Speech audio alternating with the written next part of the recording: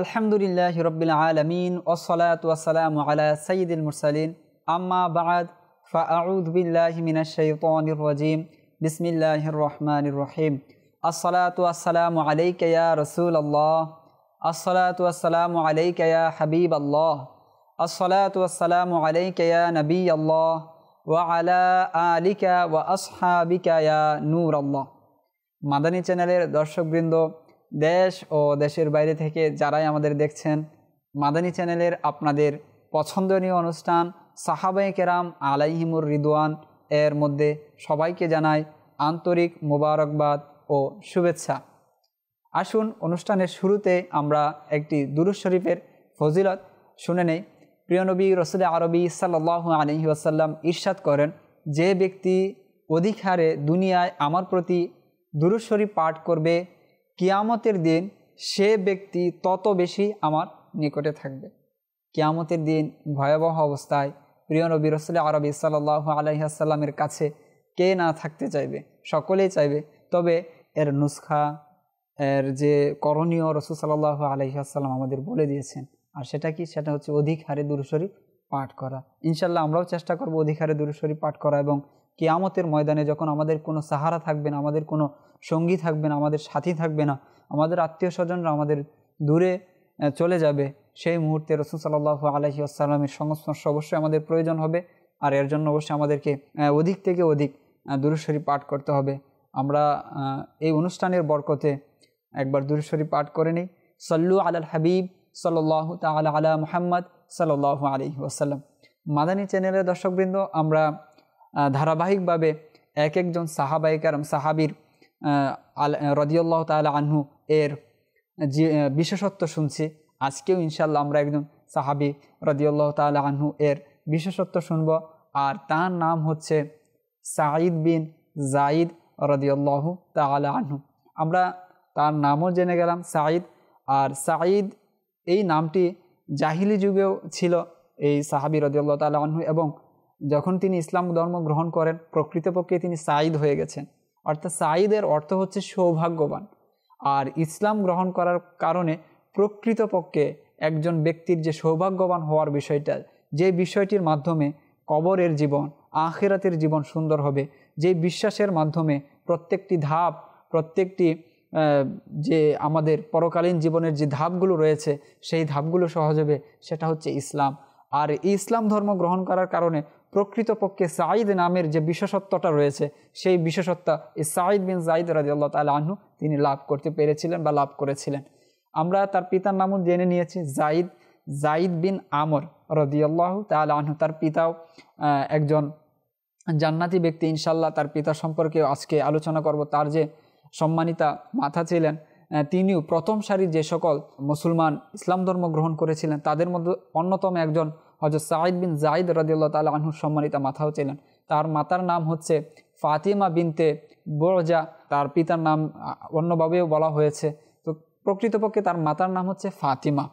তো তার ফাতিমা যে তার মায়ের নাম, তিনিও একজন প্রথম সারির সাহাবিয়া রাদিয়াল্লাহু তাআলা আনহা ছিলেন। তো এটা একজন ব্যক্তির জন্য কত বড় সৌভাগ্যের বিষয়, কত বড় বিশেষত্বের বিষয়, যে নিজেও জান্নাতি, দুনিয়াতে থাকা অবস্থায় রাসূল সাল্লাল্লাহু আলাইহি ওয়াসাল্লাম যে সকল সাহাবীদের জান্নাতি হওয়ার ঘোষণা দিয়েছেন, সেই সকল সাহাবীদের একজন হচ্ছেন সাঈদ বিন যায়েদ রাদিয়াল্লাহু তাআলা আনহু। আর আরও খুশির বিষয় হচ্ছে যে এই হাদিসটি যিনি বর্ণনা করেছেন সেই সাহাবী হচ্ছেন তিনি নিজে, সাঈদ বিন যায়েদ রাদিয়াল্লাহু তাআলা আনহু, যিনি নিজে সাহাবী, তার সম্মানিত পিতা তিনিও জান্নাতি। আসুন আমরা তার যে সম্মানিত পিতা রয়েছে তার ব্যাপারে আমরা কিছু ঘটনা শুনি। একজন ছেলের জন্য এটা তার গৌরবের বিষয়, সম্মানের বিষয় যে তার পিতা প্রশংসা রাসূল সাল্লাল্লাহু আলাইহি ওয়াসাল্লাম করেছেন। তার পিতার প্রশংসা মানুষ করে, তার পিতার প্রশংসা সমাজ করে, তার পিতার প্রশংসা সকল মুসলিম উম্মাহ করে। এটা একজন ব্যক্তির জন্য কত বড় সৌভাগ্যের বিষয় হতে পারে, কত বড় বিশেষত্ব হতে পারে একজন ব্যক্তির। আসুন তার পিতা সম্পর্কে আমরা শুনি। তার যে পিতা ছিলেন যায়েদ বিন আমর রাদিয়াল্লাহু তাআলা আনহু, তিনি রাসূল সাল্লাল্লাহু আলাইহি ওয়াসাল্লাম যখন নবুয়ত ঘোষণা করবেন এর আগেই ইন্তেকাল করে যান। তো এখন প্রশ্ন হতে পারে, তাহলে তিনি জান্নাতি কিভাবে? আসুন এই বিষয়টি শুনি। যে যায়েদ বিন আমর রাদিয়াল্লাহু তাআলা আনহু তিনি বলেন, যে আমি জানি যে বনি ইসমাইল যে রয়েছে তার মধ্য থেকে একজন নবী আসবে।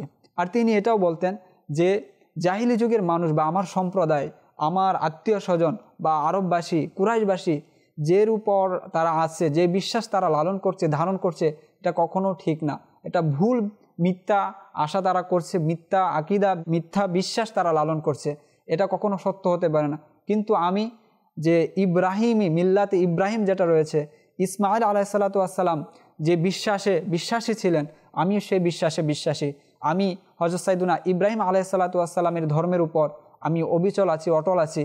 এটা তিনি তাসদিক করতেন, সত্যায়ন করতেন এবং মনে প্রাণে ধারণ করতেন যে হযরত ইব্রাহিম আলাইহিসসালাতু ওয়াসসালাম যে আল্লাহকে ইবাদত করেছে, এক আল্লাহর ইবাদত করেছে, হযরত ইব্রাহিম আলাইহিসসালাতু ওয়াসসালাম ইসমাইল আলাইহিসসালাম যে আল্লাহর সিজদা করেছে, আমি সে এক আল্লাহরই ইবাদত করি। অর্থাৎ তিনি যে আল্লাহ তাআলার যে একাত্মবাদ, সেই বিশ্বাসে তিনি মূলত বিশ্বাসী ছিলেন। তো তিনি বলেন যে আমি জানি যে ইসমাইল আলাইহিসসালাতু ওয়াসসালামের বংশের মধ্য থেকে একজন নবী আসবেন, আর কিছুদিনের মধ্যেই তার আগমন হবে, হয়তো আমি তার দেখা নাও পেতে পারি। তো এই কথাটা তিনি হযরত সাইয়্যিদুনা আমির বিন রাবিয়া রাদিয়াল্লাহু তাআলা আনহুকে বলে যান যে আমি হয়তো তার যুগ পাবো না, কিন্তু তোমার জীবনী যদি লম্বা হয়, তুমি যদি সুদীর্ঘ হায়াত পাও, আর তাহলে তুমি অবশ্যই তার প্রতি ঈমান আনবে এবং আমার এই কথাগুলো তুমি তাকে পৌঁছে দিবে, আমার পক্ষ থেকে তুমি তাকে সালাম জানাবে। তো অনুরূপ সেই ঘটনাই ঘটল। রাসূল সাল্লাল্লাহু আলাইহি ওয়াসাল্লাম নবুয়ত ঘোষণার পূর্বেই হযরত সাইয়্যিদুনা সাঈদ বিন যায়েদ রাদিয়াল্লাহু তাআলা আনহুর যে পিতা যায়েদ বিন আমর রাদিয়াল্লাহু তাআলা আনহু, তিনি ইন্তিকাল করে যান, তিনি ইন্তিকাল করেন। পরবর্তীতে এই কথা, এই সংবাদ হযরত সাইয়্যিদুনা আমির বিন রাবিয়া রাদিয়াল্লাহু তাআলা আনহু প্রিয় নবী রাসূল আরবি সাল্লাল্লাহু আলাইহি ওয়াসাল্লামের কাছে এসে বলেন, ইয়া রাসূলুল্লাহ, অমুক ব্যক্তি আপনার প্রতি বিশ্বাস করত, সে আপনার তাসদিক রাখত এবং তিনি মৃত্যুর পূর্বে এই কথা আমাদের বলে গিয়েছেন যে আমি তার প্রতি বিশ্বাস রাখি এবং তার প্রতি আমি ঈমান আনছি। তিনি মৃত্যুর আগে রাসূল সাল্লাল্লাহু আলাইহি ওয়াসাল্লাম নবুয়ত ঘোষণার পূর্বেই তিনি এই সাক্ষ্য দিয়েছিলেন যে আমি তার উপর ঈমান রাখি, বিশ্বাস রাখি। জবাবে আল্লাহ রাসূল সাল্লাল্লাহু আলাইহি ওয়াসাল্লাম কি বললেন, হ্যাঁ নিশ্চয় সে সত্য বলেছে এবং আমি তাকে জান্নাতে দেখেছি। আল্লাহু আকবার, সুবহানাল্লাহ। যে ব্যক্তি রাসূল সাল্লাল্লাহু আলাইহি ওয়াসাল্লাম নবুয়ত ঘোষণার পূর্বে ইন্তেকাল করেছেন, তার ব্যাপারে আল্লাহ রাসূল সাল্লাল্লাহু আলাইহি ওয়াসাল্লাম বলছেন যে সে সত্য বলেছে এবং তাকে আমি জান্নাতে দেখেছি। এটা কত বড় সৌভাগ্যের বিষয় হতে পারে। আরও একটি হাদিস এরকম রয়েছে, আল্লাহ রাসূল সাল্লাল্লাহু আলাইহি ওয়াসাল্লাম বলেন যে হযরত ঈসা আলাইহিস সালামের পর এবং আমার আগে একজন ব্যক্তি আছেন যে শুধু উম্মতের মধ্যে সে একা হবে। অর্থাৎ প্রত্যেকটা ব্যক্তি উম্মত হিসেবে, একটা সম্প্রদায়, একটা জামাত হিসেবে কিয়ামতের ময়দানে উঠবে।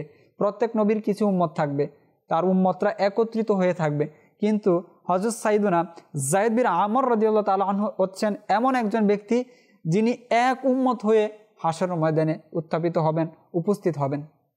তো এটা তার জন্য কত বড় সৌভাগ্যের বিষয়, মর্যাদার বিষয়। আল্লাহ তাআলার পক্ষ থেকে তিনি কত মর্যাদার অধিকারী হয়েছেন, আসলে এই হাদিসগুলো দ্বারাই প্রতীয়মান হয়।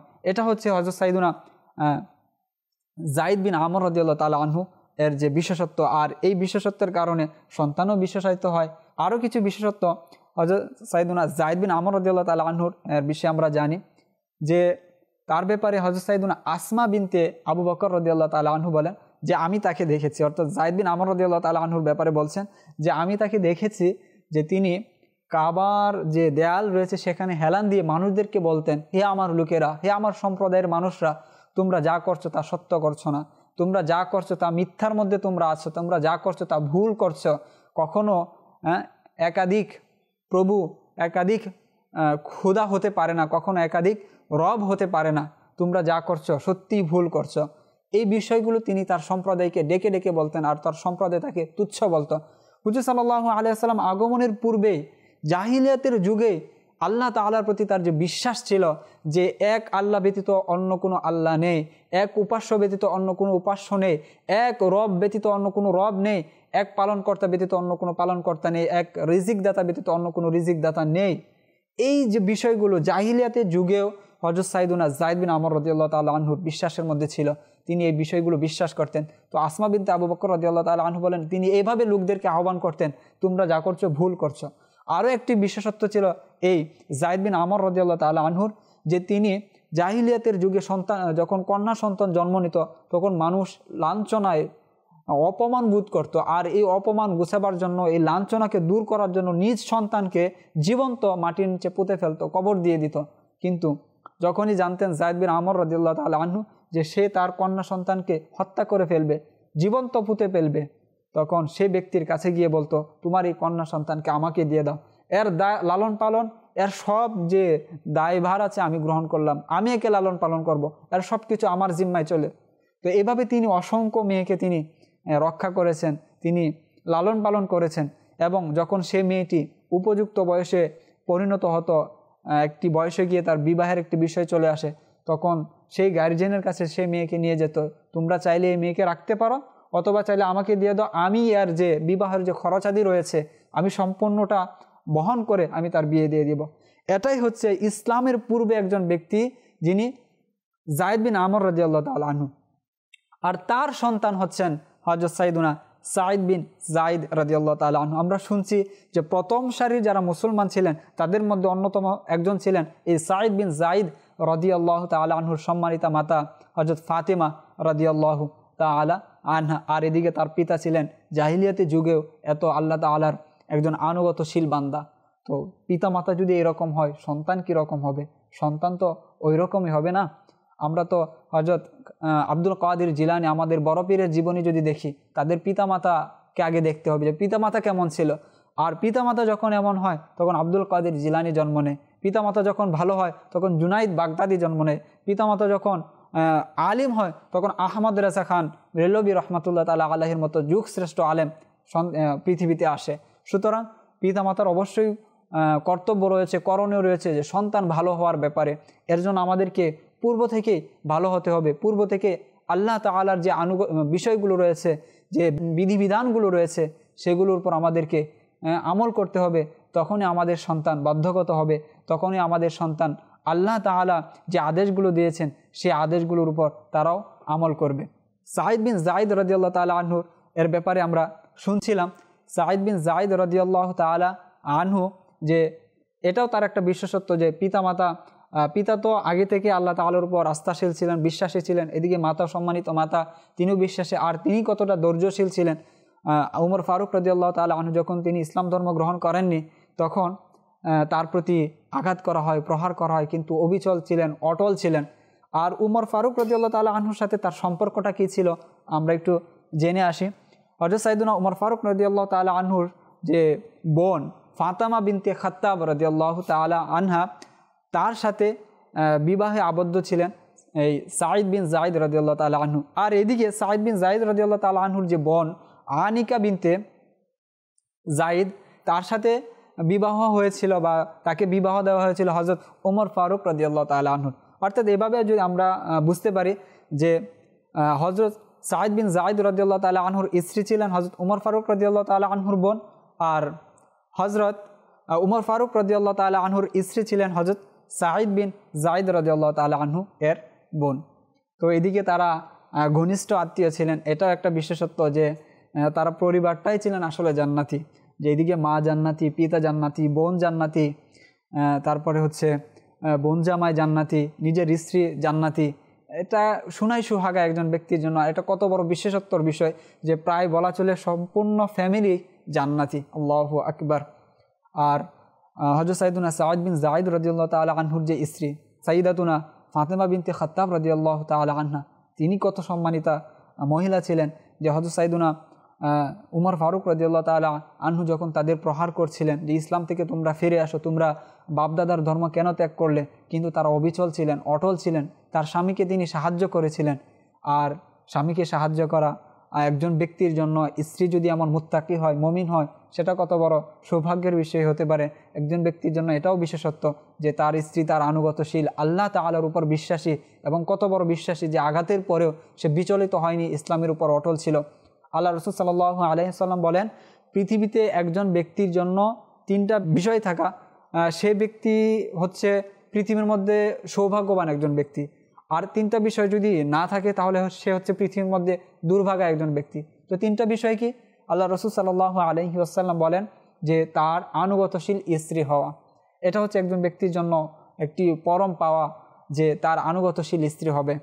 তার ব্যাপারে আল্লাহ রাসূল সাল্লাল্লাহু আলাইহি ওয়াসাল্লাম আরও দুটি বিষয় বলেন, যে ভালো ঘর, যে এমন একটি ঘর যার প্রতিবেশী ভালো, থাকার সুযোগ সুবিধা ভালো, এই ঘরের ব্যাপারে আল্লাহ রাসূল সাল্লাল্লাহু আলাইহি ওয়াসাল্লাম বলেছেন। আরও একটি কথা বলেছেন, সেটি হচ্ছে যে বাহন তার রয়েছে সেই বাহনটি উত্তম হওয়া। এই তিনটি বিষয় যার মধ্যে রয়েছে সে হচ্ছে সৌভাগ্যবান ব্যক্তি। আর তিনটি বিষয় যার মধ্যে নেই সে হচ্ছে দুর্ভাগা। এক হচ্ছে বদ আখলাক, দুশ্চরিত্রা মহিলা, যদি কারো স্ত্রী হয় তো সে ব্যক্তি হচ্ছে দুর্ভাগা। যদি কারো ঘর মন্দ হয় সেটাও তার জন্য দুর্ভাগ্যের বিষয়, আর তার বাহন যদি মন্দ হয় সেটাও তার জন্য দুর্ভাগ্যের বিষয়।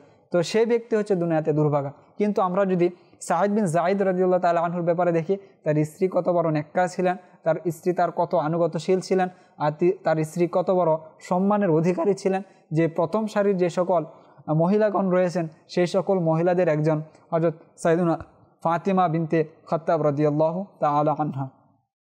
তো এটাও হযরত সাইয়্যিদুনা সাঈদ বিন যায়েদ রাদিয়াল্লাহু তাআলা আনহু এর একটি অন্যতম বিশেষত্ব।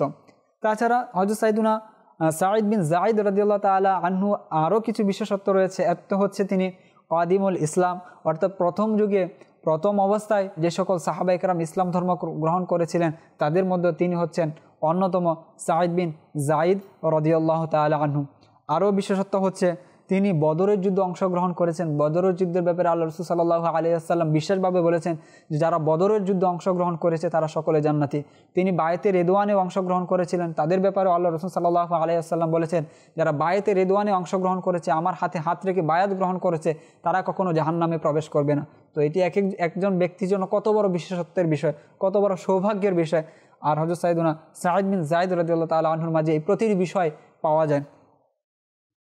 আমরা জানি যে আশারে মুবাশশারে যারা ছিলেন, জান্নাতে সুসংবাদ যে 10 জন সাহাবী দুনিয়ায় পেয়েছেন তাদের মধ্যে একজন হচ্ছেন সাঈদ বিন যায়েদ রাদিয়াল্লাহু তাআলা আনহু। আর আমরা জেনে আসছি যে প্রত্যেক আশারে মুবাশশারা যারা ছিলেন প্রত্যেকে এক একজন নবীর সাথে জান্নাতে থাকবেন। সুতরাং হযরত সাঈদ বিন যায়েদ রাদিয়াল্লাহু তাআলা আনহু জান্নাতে কোন নবীর সাথে থাকবেন আসুন জেনে আসি।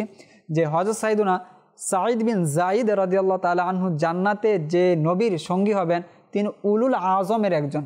উলুল আজম হচ্ছে সকল নবীদেরও শ্রেষ্ঠ, নবীদেরকে উলুল আজম বলা হয়। আর তাদের মধ্যে হচ্ছেন হযরত ইব্রাহিম আলাইহিস সালাম, হযরত নূহ আলাইহিস সালাম, হযরত মুসা আলাইহিস সালাতু ওয়াস সালাম, হযরত ঈসা আলাইহিস সালাতু ওয়াস সালাম, আর সর্বশ্রেষ্ঠ হচ্ছেন আমাদের প্রিয় নবী রাসূল আরবি সাল্লাল্লাহু আলাইহি ওয়াসাল্লাম। তিনি থাকবেন হযরত মুসা ইবনে ইমরান আলাইহিস সালাতু ওয়াস সালাম এর সাথে জান্নাতে থাকবেন।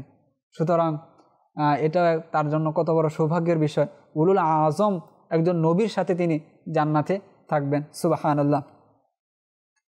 হযরত সাঈদ বিন যায়েদ রাদিয়াল্লাহু তাআলা আনহু থেকে একটি অত্যন্ত প্রসিদ্ধ একটি উক্তি বর্ণিত রয়েছে। তিনি বলেন সাহাবীদের মর্যাদা সম্পর্কে, আসলে সাহাবী হওয়াটা কত বড় মর্যাদার বিষয়।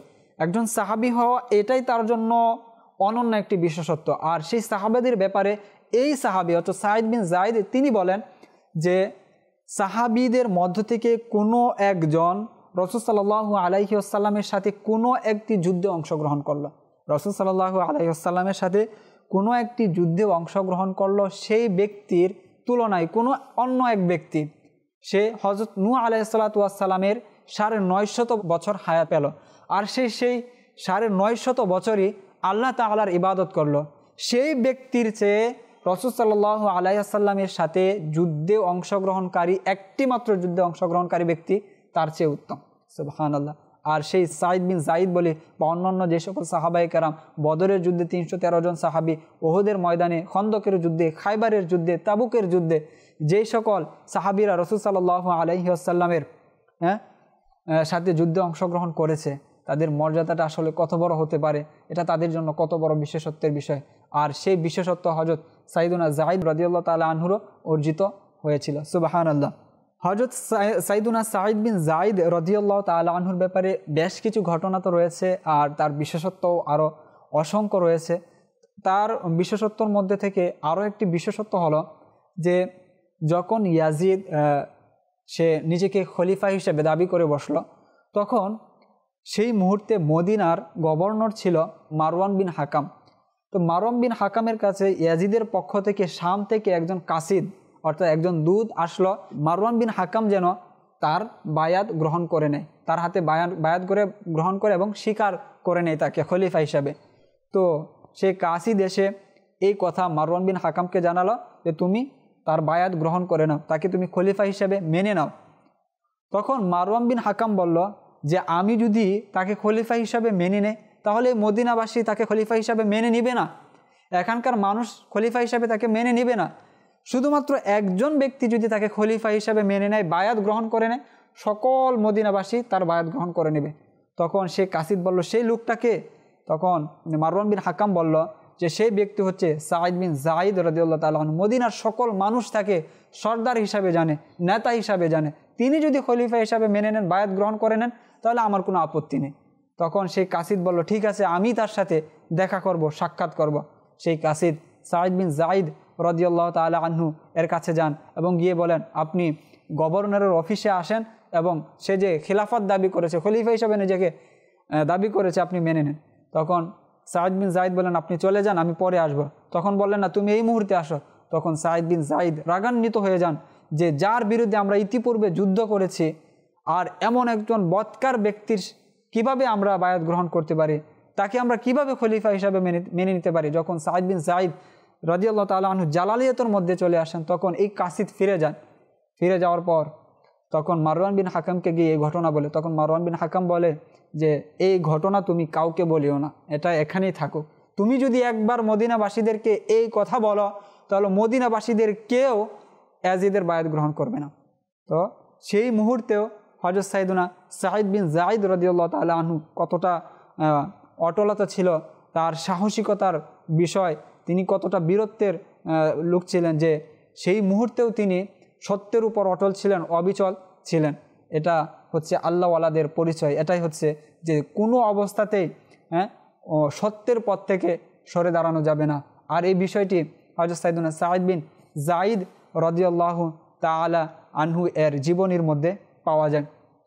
আরও একটি ঘটনা সাঈদ বিন যায়েদ রাদিয়াল্লাহু তাআলা আনহুর ব্যাপারে রয়েছে যে আরওয়া নামক এক মহিলা, এই ঘটনাটি বর্ণনা করেন হযরত সাইয়েদুনা উরওয়া বিন জুবায়ের রাদিয়াল্লাহু তাআলা আনহু। তিনি বলেন যে আরওয়া নামক এক মহিলা মারওয়ান বিন হাকামের কাছে বিচার দিল, নালিশ করলো, মোকদ্দমা করে দিল যে হযরত সাইয়েদুনা সাঈদ বিন যায়েদ রাদিয়াল্লাহু তাআলা আনহু নাকি তার সম্পত্তি আত্মসাৎ করেছে, বেদখল দিয়েছে।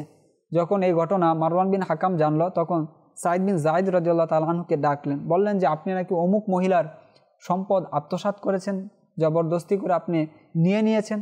তখন সাঈদ বিন যায়েদ রাদিয়াল্লাহু তাআলা আনহু বলেন আমি রাসূল সাল্লাল্লাহু আলাইহি ওয়াসাল্লামের হাদিস জানা সত্ত্বেও কি এই কাজটা আমি করতে পারি? তখন মারওয়ান বিন হাকাম বলেন সেই হাদিসটি কি?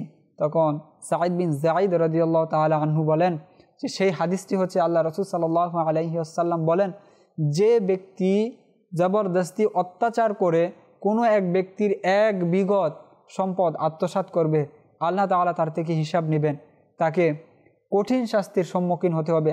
হাদিসের সারমর্ম আমি বলছি, এভাবে আল্লাহ রাসূল সাল্লাল্লাহু আলাইহি ওয়াসাল্লামের পক্ষ থেকে শাস্তি বার্তা রয়েছে। সুতরাং আমি কিভাবে তার সম্পদ আত্মসাৎ করতে পারি? যখন এই হাদিসটি বলেন, তখন মারওয়ান বিন হাকাম বলে যে আপনি চলে যান, আপনার ব্যাপারে আর কোনো আমি সিদ্ধান্ত নেবেন, আপনি যা বলেছেন এটাই যথেষ্ট। তো হযরত সাইয়েদুনা সাঈদ বিন যায়েদ রাদিয়াল্লাহু তাআলা আনহু চলে আসেন এবং এই কথা বলে আসেন যে মহিলা আমার ব্যাপারে মিথ্যা দোষারোপ চাপিয়ে দিয়েছে, আমার ব্যাপারে মিথ্যা নালিশ দিয়েছে, সে যদি মিথ্যাবাদী হয় আল্লাহ তাআলা তাকে অন্ধ করে দিক, এবং সে যে জায়গার ব্যাপারে নালিশ দিয়েছে সেই জায়গাতেই মৃত্যুবরণ করবে। পরবর্তীতে দেখা গেল যে সেই মহিলা অন্ধ হয়ে যায় এবং অন্ধ হয়ে যাওয়ার কারণে সে দেয়ালে ধরে ধরে হাঁটত, এবং একদিন সেই জায়গায় একটি কূপ ছিল, সেই কূপের মধ্যে পড়ে সেই মহিলা মারা যায়। তো যারা আল্লাহওয়ালা রয়েছে তাদের বিরুদ্ধে কখনো আমাদের যাওয়া যাবে না, তাদের ব্যাপারে আমাদের কখনো বিদ্বেষ রাখা যাবে না। সেই মহিলা সাঈদ বিন যায়েদ রাদিয়াল্লাহু তাআলা আনহুর প্রতি বিদ্বেষ রাখতো, তার পরিণতি এরকমটা হয়েছে। এখানে সাঈদ বিন যায়েদ রাদিয়াল্লাহু তাআলা আনহুর সততা, আল্লাহ রাসূল সাল্লাল্লাহু আলাইহি ওয়াসাল্লামের হাদিস, এই বিষয়গুলো ফুটে উঠেছে এর মধ্যে। সুতরাং যে তার যে বিশেষত্ব রয়েছে, এই বিশেষত্বগুলোর উপর আল্লাহ তাআলা আমাদেরকে আমল করার তৌফিক দান করুন। আরও একটি ঘটনার মাধ্যমে সাঈদ বিন যায়েদ রাদিয়াল্লাহু তাআলা আনহুর যে আজকের অনুষ্ঠান রয়েছে ইনশাআল্লাহ শেষ করার চেষ্টা করব। তো আরও একটি ঘটনা এরকম রয়েছে যে তিনি আসলে তাকওয়াবান, মুত্তাকি, পরহেজগার কেমন ছিলেন, এই বিষয়টি জানার জন্য হযরত উমর ফারুক রাদিয়াল্লাহু তাআলা আনহু প্রথমত তিনি আবু উবাইদা বিন জাররাহ রাদিয়াল্লাহু তাআলা আনহুর কাছে চিঠি লিখলেন 3 ব্যক্তির ব্যাপারে, খালিদ বিন ওয়ালিদ রাদিয়াল্লাহু তাআলা আনহুর ব্যাপারে, আমর বিন আস রাদিয়াল্লাহু তাআলা আনহুর ব্যাপারে এবং ইয়াজিদ বিন আবু সুফিয়ান রাদিয়াল্লাহু তাআলা আনহুর ব্যাপারে। তাদের ব্যাপারে লিখে বলেন যে এই 3 ব্যক্তি কেমন। তখন আবু উবাইদা বিন জাররাহ রাদিয়াল্লাহু তাআলা আনহু তিনি বলেন যে খালিদ বিন ওয়ালিদ অত্যন্ত একজন মিশুক ব্যক্তি, সে মানুষের খেরখাই করে, মানুষকে সাহায্য করে, এবং আর যে 2 জন রয়েছেন ইয়াজিদ বিন আবু সুফিয়ান এবং আমর বিন আস, তারাও অত্যন্ত মিলনসার মানুষের সাথে। আপনি যেমনটা হলে খুশি হন, তাদের আখলাক ওই রকমই, তাদের চরিত্র। পরবর্তীতে উমর বিন খাত্তাব রাদিয়াল্লাহু তাআলা আনহু আবার চিঠি লিখে সেখানে বলেন যে তুমি বলো সাঈদ বিন যায়েদ কীরকম এবং মুআজ বিন জাবাল কীরকম। তখন আবু উবাইদা জাররাহ রাদিয়াল্লাহু তাআলা আনহু বলেন তারা অত্যন্ত ভালো মানুষ, নেককার মানুষ, এমনকি তারা তাদের চেয়েও ভালো মানুষ, কেননা তাদেরকে আল্লাহ তাআলা এই দায়িত্বর কারণে বিনয় বানিয়ে দিয়েছেন, তাদেরকে আল্লাহ তাআলা দায়িত্বের কারণে আরও পবিত্র বানিয়ে দিয়েছেন। দায়িত্ব কি? দায়িত্বটা ছিল তাদেরকে হাকিম হিসাবে নিযুক্ত করা হয়েছিল। কিন্তু আমাদের মধ্যে যদি দেখা যায় যে এখানে আমরা দেখতে পাচ্ছি দায়িত্ব পাওয়ার কারণে তারা আরও বিনয়ী হয়ে গিয়েছেন, দায়িত্ব পাওয়ার কারণে তারা আরও আল্লাহওয়ালা হয়ে গেছেন। কিন্তু আমাদের মধ্যে যদি কোনো দায়িত্ব চলে আসে, আমরা যদি বিচারক হয়ে যাই, আমরা যদি কোনো এলাকার চেয়ারম্যান হয়ে যাই, হ্যাঁ, আমরা যদি কোনো পদ পেয়ে যাই, তখন আমাদের মধ্যে আল্লাহ তাআলার নাফরমানি আরও বেশি চলে আসে। কিন্তু তাদের জীবনীতে আমরা উৎসর্গ হই, তাদের ব্যাপারে আমাদের জীবন উৎসর্গ, যে তারা দায়িত্ব পাওয়ার পর, মানুষের দায়িত্ব নেওয়ার পর তারা আল্লাহ তাআলা আরও বিনয়ী হয়ে যেতেন। হাই, মানুষের যদি আমরা কোনো ভুল, কোনো ক্ষেত্রে যদি আমরা অন্যায় করে ফেলি, তখন তারা আল্লাহ তাআলার যে হুকুম রয়েছে, বিধিবিধানগুলো রয়েছে, সেক্ষেত্রে তারা আরও বিনয়ী হয়ে যেতেন, নিজেদেরকে আরও গুটিয়ে নিতেন, নিজেরা সবসময় আল্লাহর ভয়ে কাঁপতেন যে আমার দ্বারা যদি কোনো ভুল, কোনো কাজ সংগঠিত হয়ে যায়, না জানি আমার কি অবস্থা হবে। তো এই হচ্ছে সাহাবায়ে কেরামের বিশেষত্ব, এই হচ্ছে সাঈদ বিন যায়েদ রাদিয়াল্লাহু তাআলা আনহু এর বিশেষত্ব, ক্ষমতা পাওয়ার পর আরও বিনয়ী হয়ে যাওয়া, ধৈর্য ধারণ করা, যে এই বিষয়গুলো সাঈদ বিন যায়েদ রাদিয়াল্লাহু তাআলা আনহু এর জীবনের মধ্যে পাওয়া যায়। সুতরাং আমরা এতক্ষণ পর্যন্ত সাঈদ বিন যায়েদ রাদিয়াল্লাহু তাআলা আনহু এর বিশেষত্ব শুনছিলাম, তার পিতামাতার ব্যাপারে শুনছিলাম, তিনি কতটা বিনয়ী ছিলেন এবং সত্যের ব্যাপারে তিনি কতটা অটল ছিলেন, অবিচল ছিলেন, দৃঢ় ইচ্ছাশক্তির অধিকারী ছিলেন। আল্লাহ তাআলা আমাদেরকে সত্যের অটল থাকার, অবিচল থাকার এবং সত্য যখন আমরা পেয়ে যাব তার মধ্যে সুদৃঢ় যে চিত্তশক্তি রয়েছে সেই বিষয়গুলো নিয়ে আসার তৌফিক দান করুন। পিতামাতার বাধ্যগত সন্তান হওয়ার তৌফিক দান করুন, সত্য অবলম্বন করার তৌফিক দান করুন, এবং যখন কোনো ক্ষমতা, কোনো পদ বা আমাদের অধীনস্থ থাকবে তাদের সাথে সুব্যবহার করা, সদ আচরণ করা, বিনয় হওয়ার আল্লাহ তাআলা আমাদেরকে তৌফিক দান করুন। আমিন বিজাহিন নবীল আমিন। সল্লু আলাল হাবিব সাল্লাল্লাহু আলা মুহাম্মদ সাল্লাল্লাহু আলাইহি ওয়াসাল্লাম।